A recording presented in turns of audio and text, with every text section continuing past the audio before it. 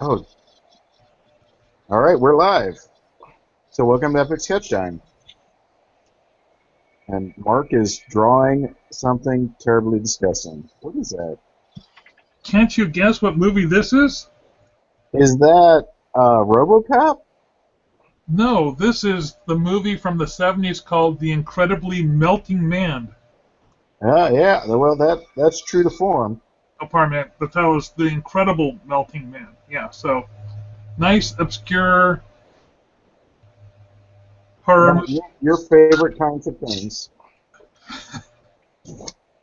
When they did a write-up in this in the various movie magazines, there were at least 7 stages of melting happening to this poor astronaut. Yeah. So what is the plot? Man goes into space, man comes back from space, Man melts. man melts, wanders around, and people scream. That's about all I can remember from the movie. Wow. What more could you possibly want? What indeed? What more? I suppose you could go into the Internet Movie Database and get the full synopsis. I bet I could. Hey, have you been checking out the Star Wars drawings I've been doing this week? Yes, I have. Would you like to see the next two Yes. as they are all done? Oh, you have them all done. You're putting them out like little advents then. I am. So this is number 2. I'm presenting to everybody. I actually had a lot of fun with these.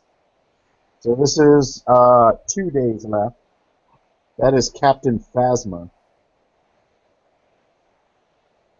Looks very nice. the Chrome Stormtrooper.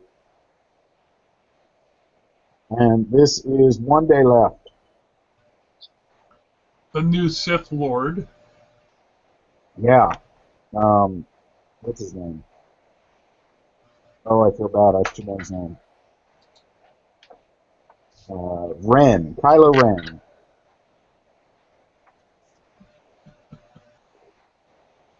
His mask is very ornate, very detailed. I thought he had some ridge lines on the mouth guard piece. Does he? All the pictures I saw, it was just clean. It was like pitted, but smooth. Ah, okay. Well, probably my mistake. I've been kind of avoiding even watching the trailers. Oh, I know, you and me both. I've got 2 days. I see it on Thursday, and I just assume it's going to be spoiled by then. My wife is one of those people that's saying, "Oh my God, enough with being bludgeoned with Star Wars." Oh, I am not one of those people.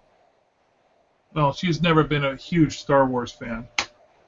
I don't think she's not sure if she's seen the first 3 films. What do you mean she's not sure? That's just it. She's not sure. It doesn't really. She might have seen them. She might not have seen them. Uh, It's very frustrating for you us. know Star Wars, right? Don't you do a comic about watching movies?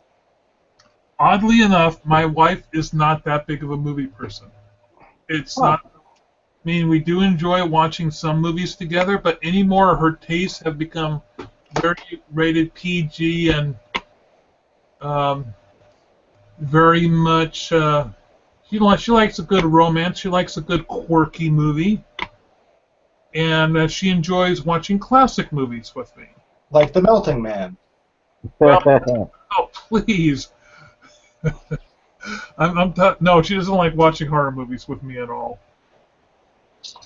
Oh no. No, I'm talking about things like um, Laura, or some nice good old noir films from the 40s and 50s, or maybe a nice little romance thing. I actually got her to watch a couple Humphrey Bogart films recently. So So Patrick, did you get in here from? How did you find this particular tonight? That's a fascinating question. Because there was Uh, lots of invites. I'm curious yeah, which one worked. whenever I clicked on the event, it wasn't letting me um, get in. And I actually saw on my phone and in my Google dashboard, you might say, incoming video call from James Stowe. So I Oh, just kind of answered it as if you were making a video call, and I picked up. yeah, that's what it came out. So it came across to me at the bottom of the page. you both got the same kind of video call thing? Yeah, I got a video call notice, and that's what I clicked on, and there is a video call notice out there to everybody. There's like 43 people invited to the video call notice. That's what I clicked on. When I clicked on the event invite, all it did was take me to a page that says, "Yeah, this is going to be posted tomorrow." Well, Right. that should be the thing that everyone who wants to just view it can watch, in theory. Since the on-air part is new for us, uh, I'm sorry, I'm reading Joe's comments. His wife thought Spaceballs was Star Wars for the longest time? Whoa.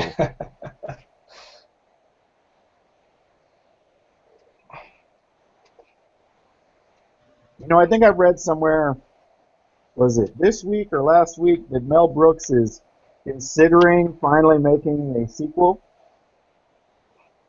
To Spaceballs? Yeah, to Spaceballs. He's like, Wow. well, I figure with the new movie coming out, my opening weekend, even if the movie was trash, would be huge.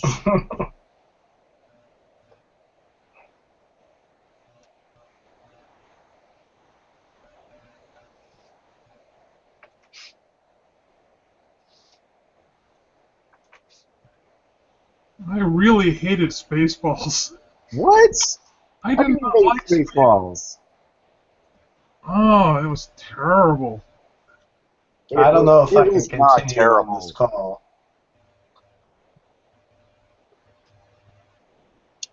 I may have to hang up because that's just sacrilege what you're speaking. I agree. It's Spaceballs, for Pete's sake. That's like saying you don't like Blazing Saddles. And if you say you don't like Blazing Saddles, we can't be friends anymore.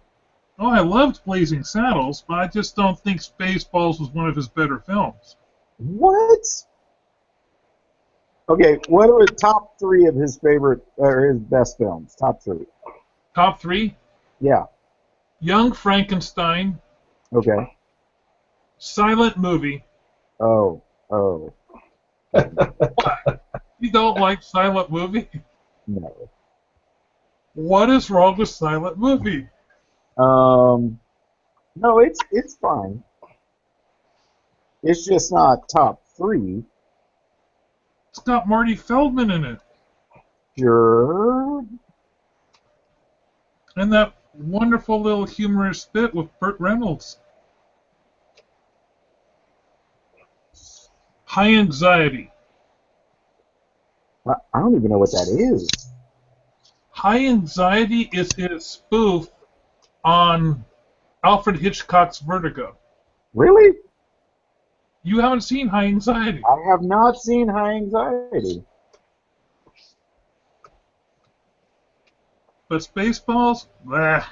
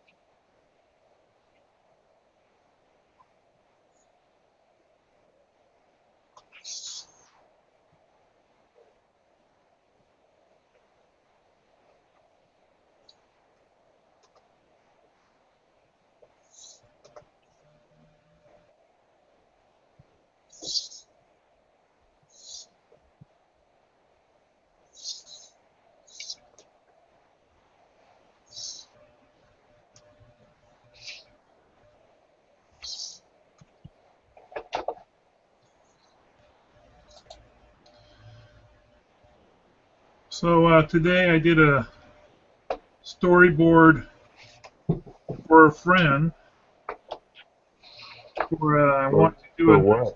well, I want to do a little whiteboard animation with him, Ah, and he gave me the script. I asked him to do 30 minutes of dialogue, so he did the voiceover and he did the script. And he did that months ago, and I've just been dawdling ever since getting around to it, and I finally got it done today. And part of it was I had an idea what I wanted to do for the imagery, but I wanted to keep the imagery down to a minimum because it's sort of like I'm doing this for free, and yeah. and while it's going to benefit both of us, I'm still doing it for free. So I want to. I was also trying to figure out, how to do it so that when it repeats, or when the image, I wanted to have some repeating imagery because it's only 30 seconds long. If you don't do repeating imagery, then it might look just really, really, really jumbled. And I also had to use it's only 30 seconds, so you don't want to have everything in the kitchen sink going through. I mean, one, it takes a long time to draw that, and then two, it'll take even a longer time to edit it. So I wanted to show what could be. I wanted to use as an example for other clients as to, okay, here's a 30-second spot, and because I was able to do it with a minimal amount of effort, this is the time frame that it would take to get this project done. Oh, I see.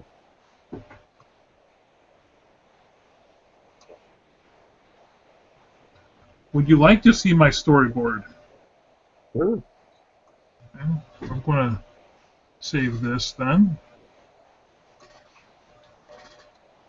Hey, so while you're pulling that up, are you seeing Star Wars this week?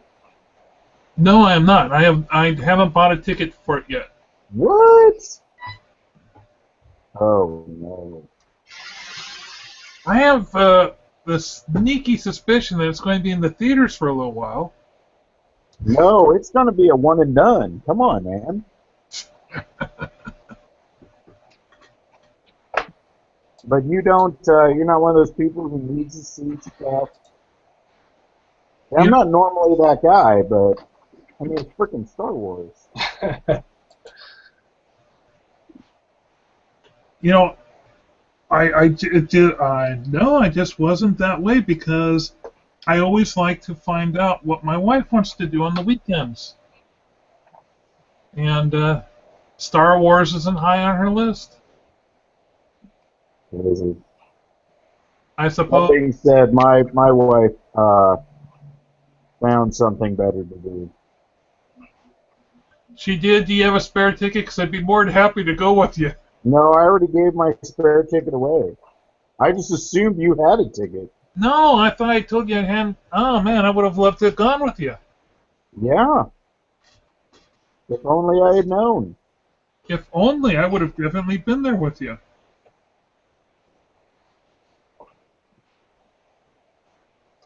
Yeah, I'm stupid excited. I wish I wasn't, because there's a high probability I could get I could get burned, but I just can't help it.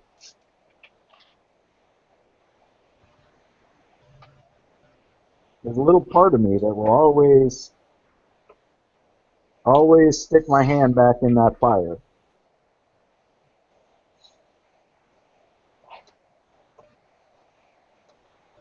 So you were enjoying the Dork Towers comics related to that subject matter? The what? Well, he did a whole series of little comics about how things were when the prequels came out and how excited everybody was. Oh yeah, I was equally as excited, and then I was not. I mean, I didn't wait in a long line or anything, but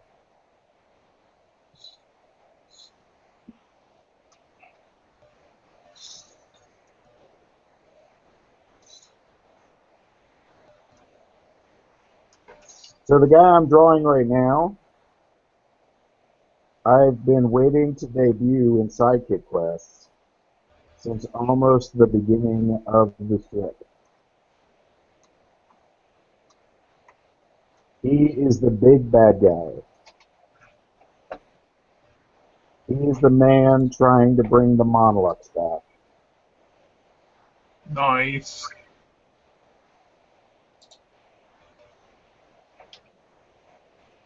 And it's funny too. I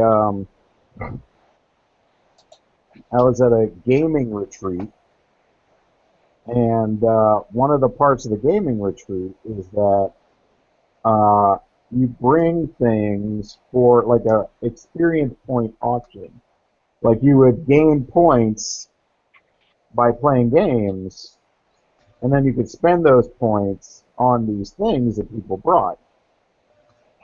And one of the things I brought was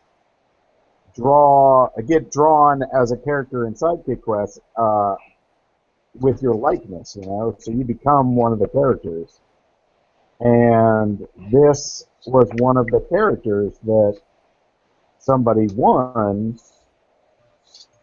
and so they became like the villain of Sidekick Quest. Nice. He's named after him. He looks like him. The guy in real life actually has a beard like that, which is awesome. If you go to a gaming retreat, you probably have a cool forked beard like that. So. Right? Gentlemen, I'm going to have to sign off. What? Oh, yeah. What are you I'm talking about? failing because I want to watch the part 2 of Childhood's End. I don't even know what that is. Oh, it's on the Sci-Fi Channel. They've been doing, it's a 3-night thing, about 6 hours long. Oh. It's from an Arthur C. Clarke, an Arthur C. Clarke novel. Gotta go. I'm going to miss the credits. Talk to you later. All right, bye-bye. Someday Mark will learn of a thing called DVR. No, he won't.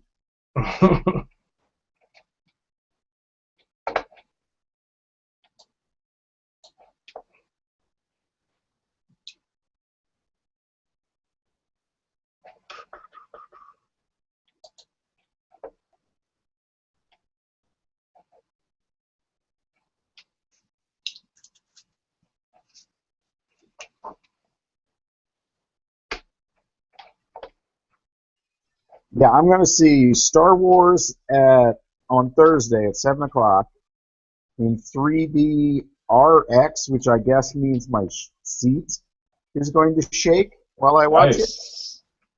And then I am faithful enough that I also am going to see it next Monday in IMAX. Because, well, I gave myself a few days just in case it was super terrible and I could get rid of the tickets.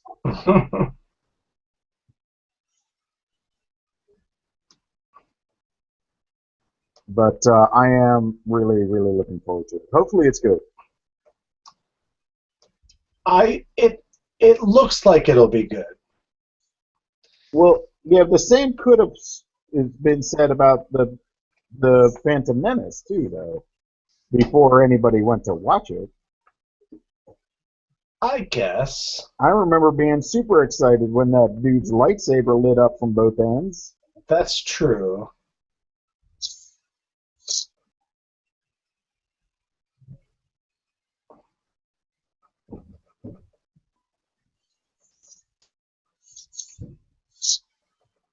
And I got to admit, I'm not all that keen on J.J. Abrams' remake of Star Trek.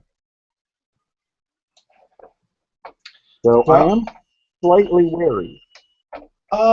You know, I liked it. I just kind of rewatched most of the second Star Trek movie last night because it was on TV. The Wrath of Cumberbatch. Yeah. And well, that was that trailer just came out recently. I was watching that trailer for the third movie today. Oh yeah. And The Star Trek Too Fast, Too Furious trailer. well, I mean, I like the fact that it looks like they're going for a like a 2-hour episode that is veering closer to the original series, but kind of on crack. So, like, It if you look at the definitely seems very action oriented. yes, definitely. Seriously, at this point, I would But stop giving those people ships. They have destroyed every ship they have set foot on. hey, you have to keep the shipbuilders working. You know what I mean? Yeah. Oh yeah.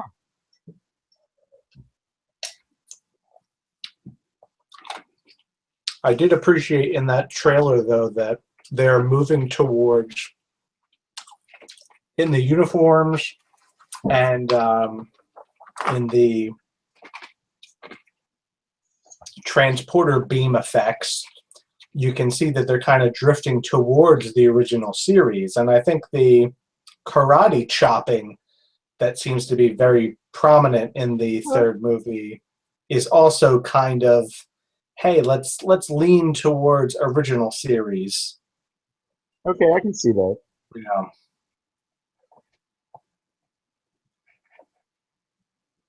I mean, I could do a full on rant. I'm not gonna. Yeah, the main thing I didn't The appreciate. thing is, Yeah, right. let Worst, me tell you worst about. remake ever. I just, when I think of Star Trek, I think of, smart. And I know that that's a bad thing to think about when you think of Star Trek, because it's mostly technobabble. But I generally like when I think of Star Wars isn't smart. But at least Star Trek was sort of smart. And we've made a lot of the stuff that's come out of Star Trek, so it's inspired people. Sure. Um, I just don't see these movies inspiring anybody to make a better future. That and correct me if I'm wrong. I'm not the biggest Star Trek fan, but I remember Scotty, like the original Scotty in the show, Yeah. being more Scottish drinker guy and less nerd. And I love the actor whose name is escaping me, who portrays Scotty now. But like I always think of Scotty as sweaty Scottish dude ready for a fist fight. Sure. And that is not the Scotty from these movies. And that's no reason not to see them, mind you.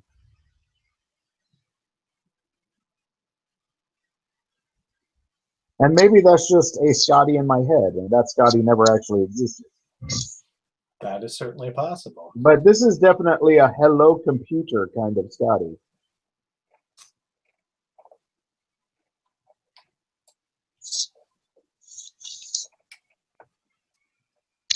I think I've lost you. You've taken this too far, Jim. Oh, it's just you and me. We've lost everybody. Yes. We've lost them, Jim. We have. Damn it, Jim.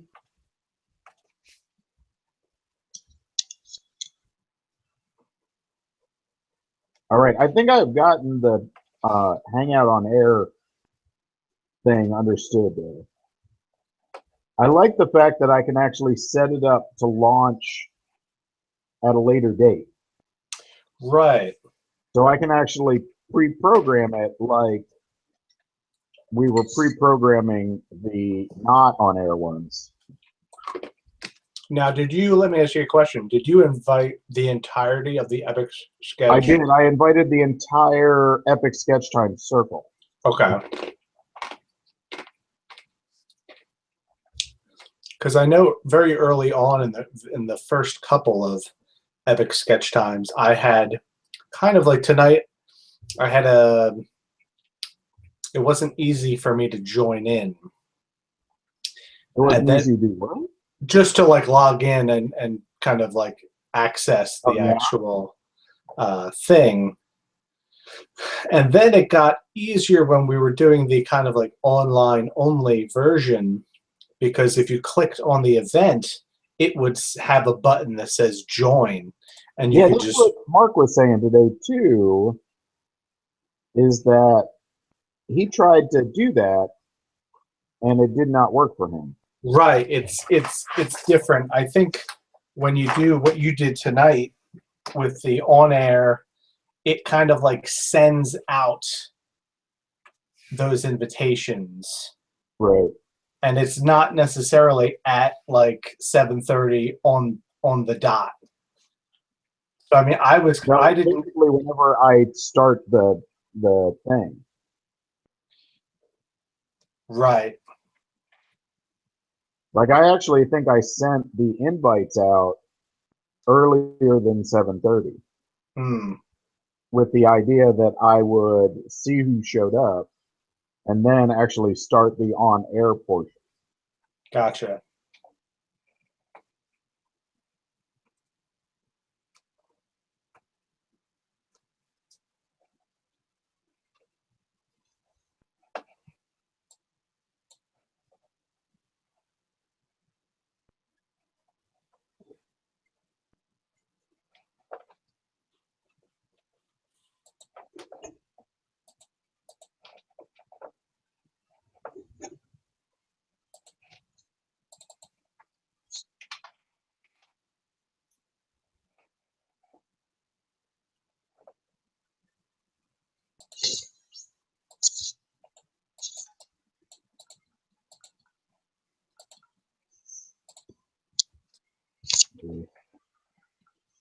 So what are you working on?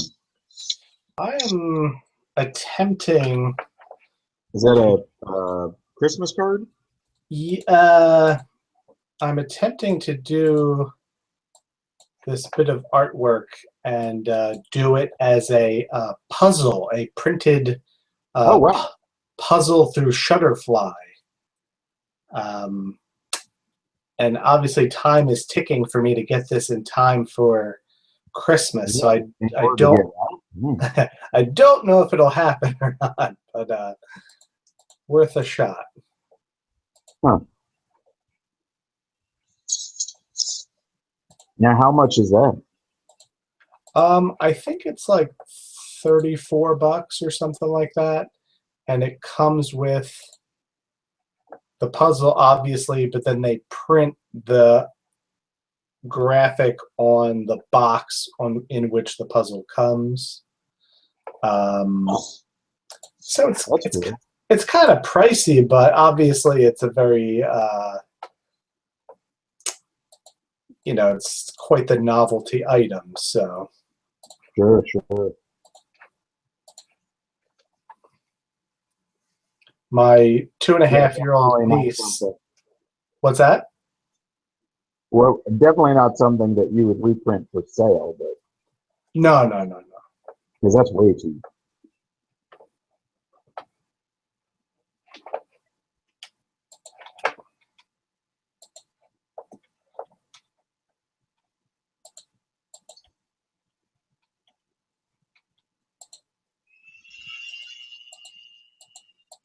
No, I only thought of it because my niece, my two and a half year old niece, is very much into puzzles. So yeah, I generally don't do art for gifts. Oddly enough, I don't know why that is.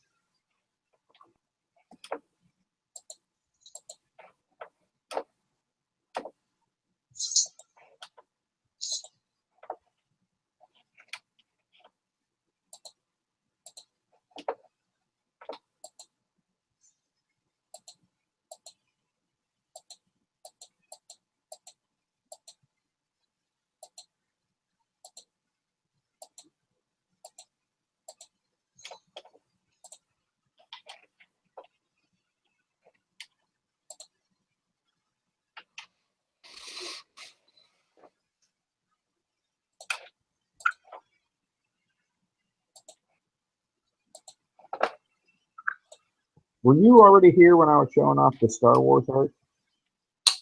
Yes, I was. Huh? Yes, I was. Oh, right. But feel free to show it off again if you choose.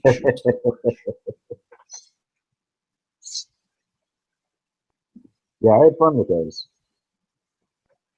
Sometimes I get stuff stuck in my head and I just have to draw it. And then it's out of my head and I don't have to worry about it anymore.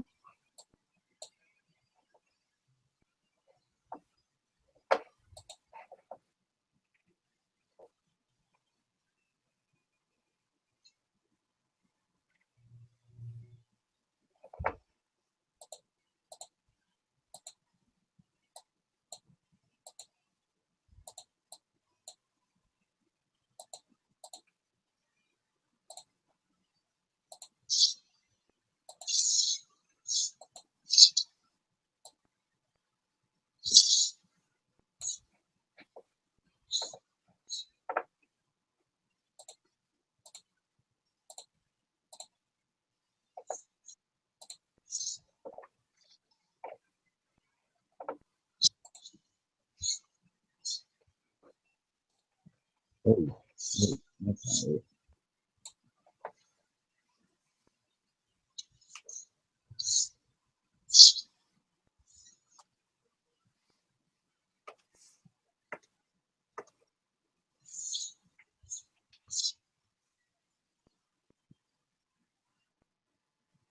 Oh man, this guy's outfit is garish.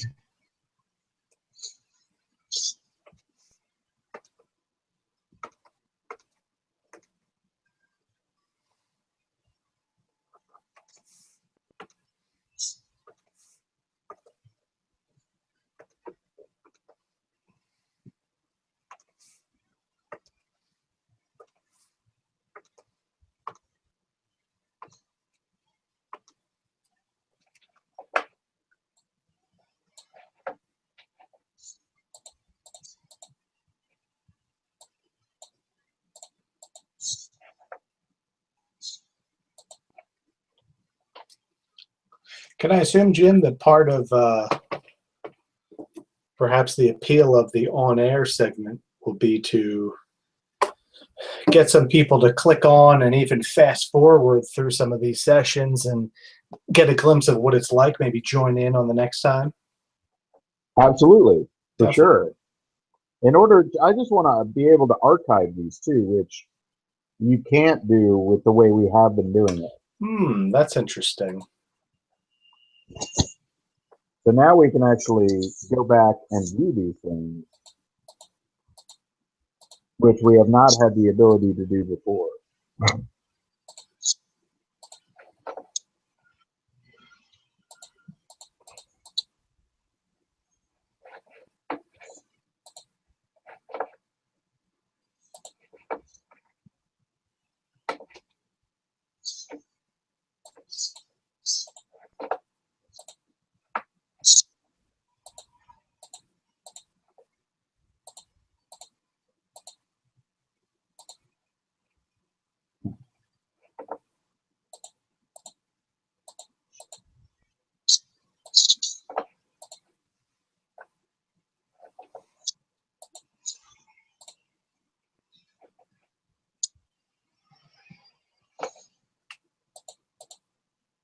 And another reason, to be honest, I have been flirting with the idea of doing these kinds of things for my Patreon account Okay. as a way of just sharing the link inside behind like the paywall so that patrons can watch me draw when I draw, and other people. I think other people would be able to do it if they could actually find the link, but I would only share the link with patrons behind the wall. Do you have a Patreon account? I do not. You do not. I would have been curious as to your take on it. Yeah, I've never been. Well, I have to say, I actually started working on a a kind of a blog post about kind of, why I don't really do. I neither do my own Patreon account nor do I support anyone on Patreon. And part of it was going to be like you are like one of maybe just a very small group of people that I would even consider kind of supporting a Patreon for. And part of that has to do with the fact that the stuff you do with like the retweet rewards and stuff like that, like you're already kind of contributing so much to like a community already that Right. I feel like it makes sense to do that. And I could see supporting your Patreon just to encourage what you've already done and kind of, continue doing what you're doing. But there's really only a handful of, I don't know, it's such a weird, there's so many people out there that are doing the Patreon stuff, and I just don't see what the exchange is about. Yeah, you know what? I struggle with that as well, to be honest. Because I think a lot of it is one-sided. Like, you're not so much getting things as you are just supporting somebody that you want to continue to create work. But definitely the amount of money that somebody is spending a month versus the return that they get, I think is lopsided. Yeah. Like, you need to want to support that person. Right. Now, that being said, I think I support like 6 or 7 people on Patreon. Of those 6 or 7, I'd say that there are 2 that create an absurd amount of content. Mm. Now, that content is not exclusive, but for the most part, you see it before anyone else. Right. And I was one of the people that I follow that I truly feel like I get my money's worth is Lucy. I believe it's Bellwood. Yeah. Yeah. Yep. I'm a fan of hers, definitely. Yeah, she's amazing for one thing.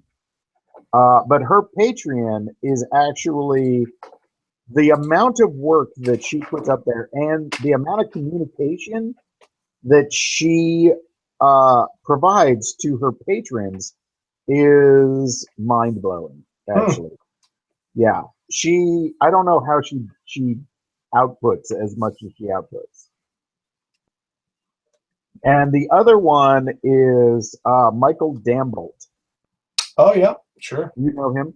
Definitely. He produces a ton of work. He sure does. Yeah. Yes. And most of the stuff he posts other places, but he definitely posts on Patreon first. I would absolutely I absolutely support both of them. Not only because I like both of their work, I think they're both fantastic, but I actually get a lot out of following them. The same cannot be said for others that I follow. Although I don't want to make broad statements. And Josh Hughes, do you know who Josh Hughes is?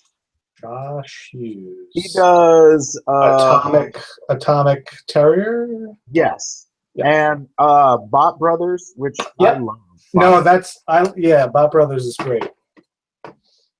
He actually posts some sketch work on Patreon that I have never seen him post anywhere else. Mm.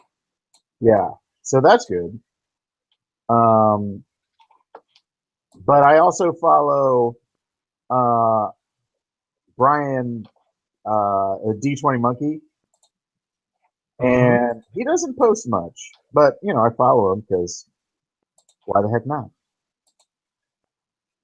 See, who else do I follow?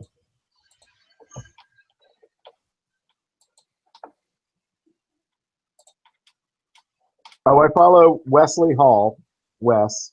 Sure.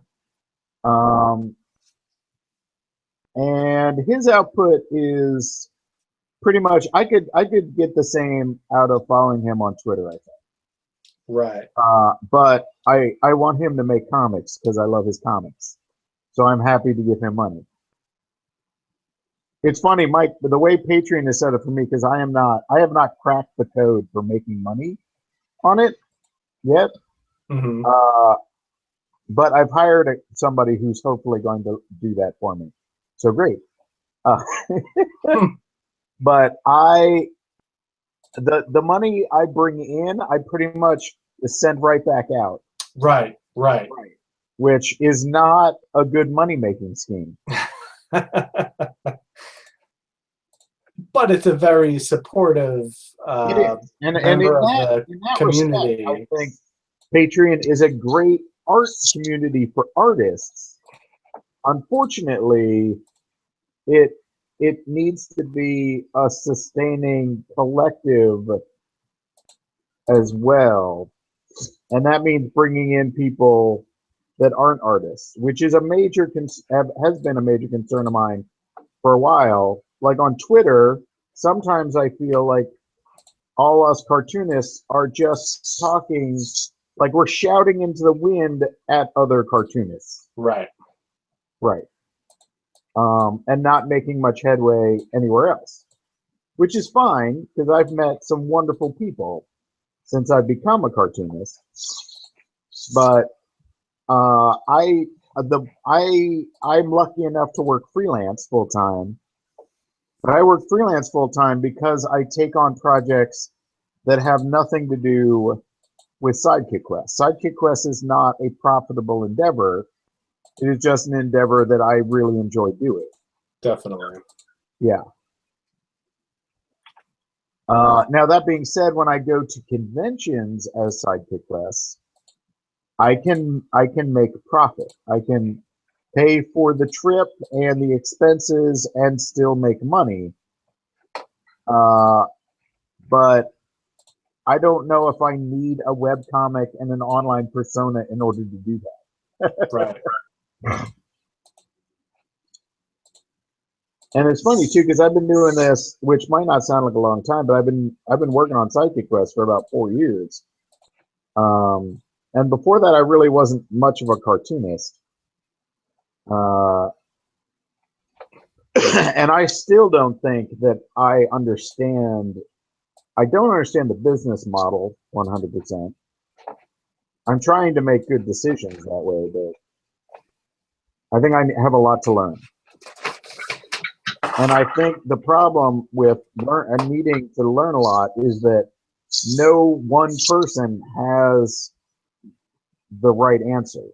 Things work differently for different people. At least it has been my experience that of the people I've talked to, that seems to be the case. The same thing that works for one person does not necessarily work for everyone. And I totally realized that in making an adventure strip that is also an all ages strip, I have automatically limited my audience to quite a degree. Sure. I am not telling dick jokes. And in not telling dick jokes, I have limited my audience.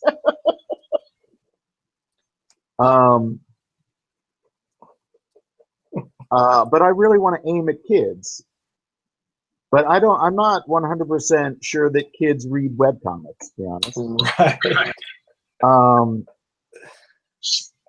Now, I generally target their parents, and I know their parents read webcomics because I talk to them at conventions and stuff. But I rarely get any feedback on the comic every week.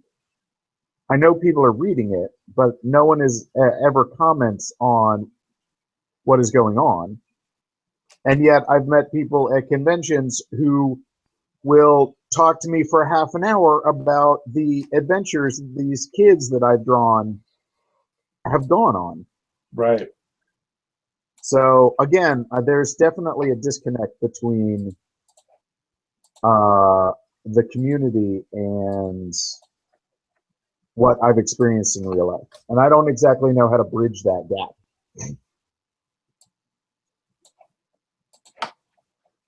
And there's lots of like sub debates in what There's you're talking. definitely lately I've really been thinking about the fact that I haven't until recently put myself out there as a consumable item.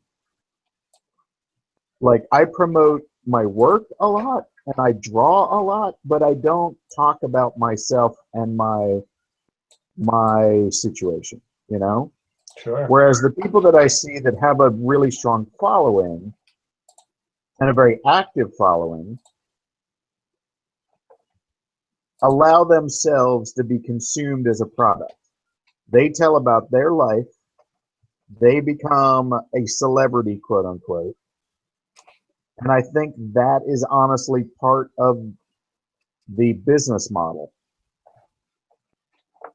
As you can tell, I've done a lot of thought about this. I'm sure you have too, but I don't know. Do you agree that you should put yourself out there as something that people want to? I know consume sounds like a terrible word, but It's tough because I don't see myself. I don't think I could ever bring myself to do quite that, because I guess I fancy myself as the kind of sitcom TV writer behind the scenes, just churning out jokes and coming up with funny ideas. right.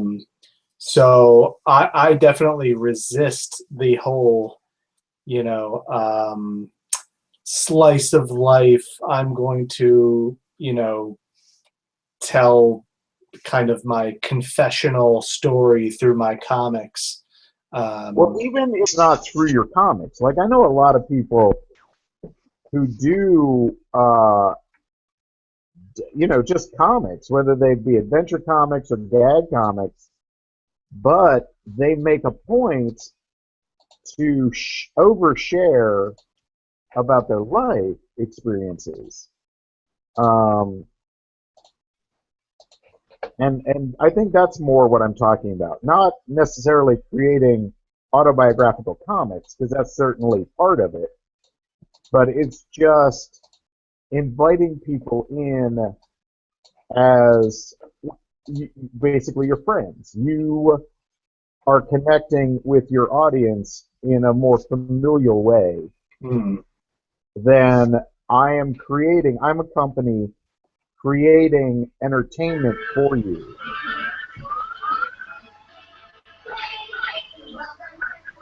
Well, what was that?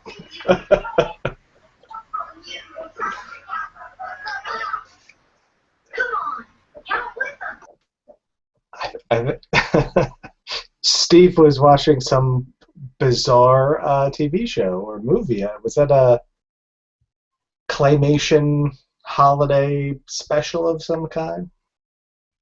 Huh.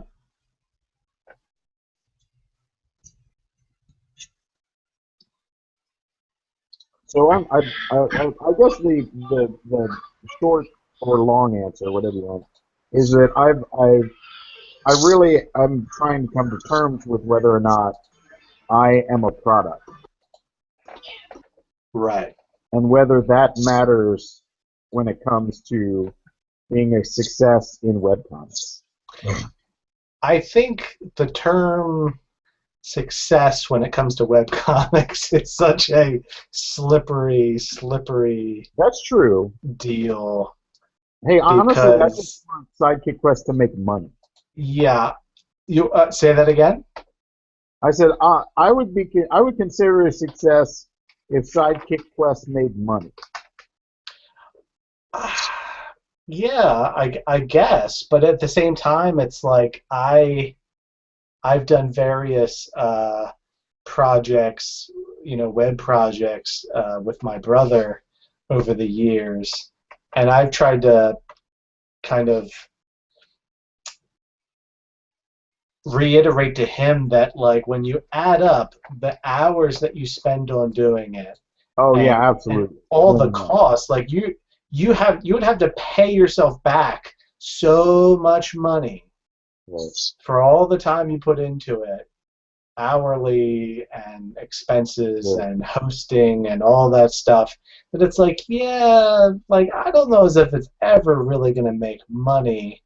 Well, maybe making money isn't. Maybe it's saturation, because that's really all we want, right? We want everyone to know our product, Sure. and with knowing our product, hopefully money comes with that.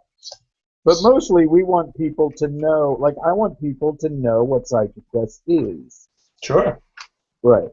So maybe it's not so much a matter of, is this thing going to make money for me, as much as, are people going to care that I make it?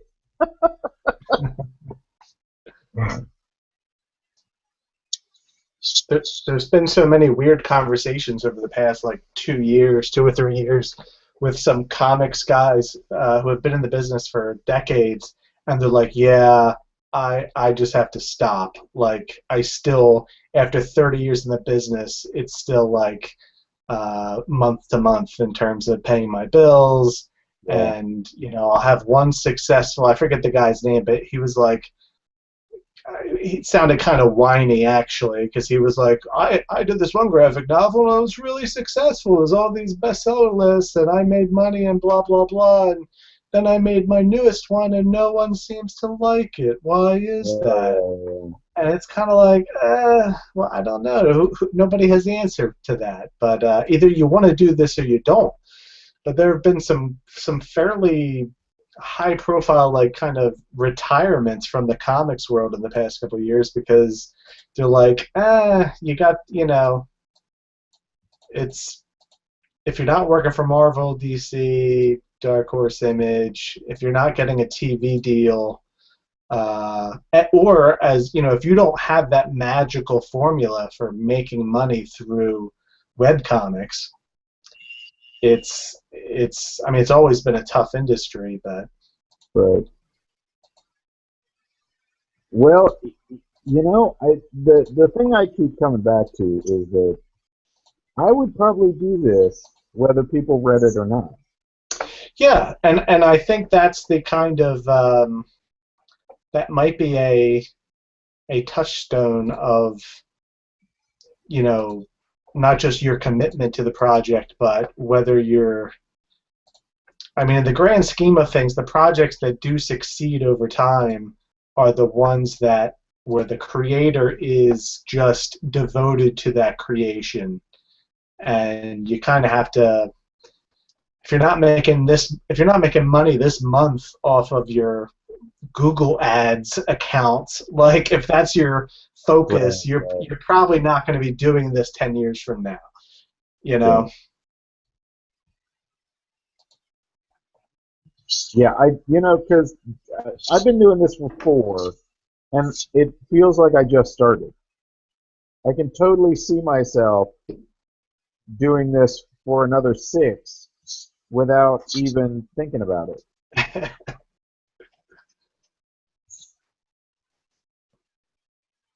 I think if you have that creative mindset, you're going to find an outlet for that creativity no matter what.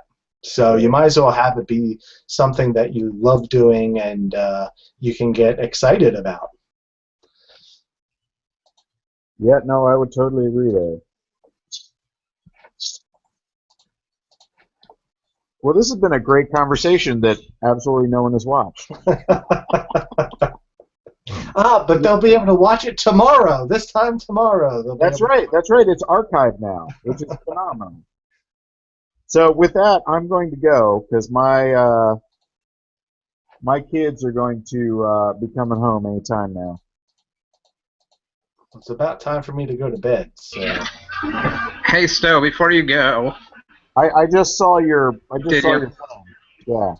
Yeah, you know what I'm about? I'm going to release the Make Your Own Elf digitally later this week. Okay, cool. So you can find it Through there. Twitter, or how would I find that? Twitter is probably the best place. Okay. All right. That's where I post most of the things. I will keep my eye open for that then. Cool. So, Well, anyway. All good right. night, y'all. What's that? Good night, y'all. Peace That, out. before Good you night. leave, I want to say something. Your style reminds me so much of Dr. Seuss. It kills me. Really? Yeah, you've got a Seussian quality to your people that I really enjoy. I was just telling my girlfriend, I'm like, I did not grow up on Seuss at all. I don't think I own a Dr. Seuss book. I actually own several um, paper copies of PM Magazine, which is where his political cartoons appeared, Oh, wow. and they're pretty awesome. But never, yeah. I mean, like I feel like my art style comes from the Disney Afternoon and The Simpsons. Oh, Um, interesting. but I mean, I love Seuss just looking at his artwork, and